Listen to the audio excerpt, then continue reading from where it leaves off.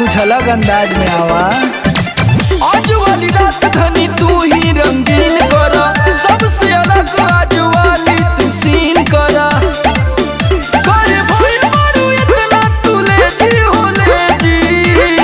का भाई तो का कहे मालिक नाबालिग बीमार है, नाभि में सारा दिल कमर में बुखार है, नाभि में सारा दिल कमर में बुखार है।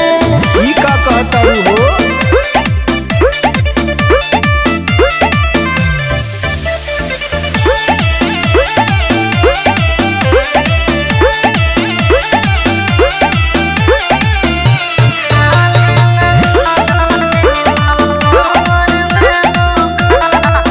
खाली तोहरा के सूझेला मस्ती पिया, कोई चाहेला तू जबरदस्ती पिया।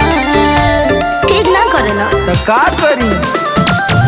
आज ना बहाना करा, ऐसे न मना करा। काहे? अपना मरद पे रही हो, तानी सदाया करा। कह कोनो के दवाना में भेजी हो भेजी। बोला तो का करी रे मालिक नाबालिग बीमार है, नाभि में सारा दिल कमर में बुखार है, नाभि में सारा दिल कमर में बुखार है। अरे तो एंटीबायोटिक ला, चांगा हो जाएगी चांगा।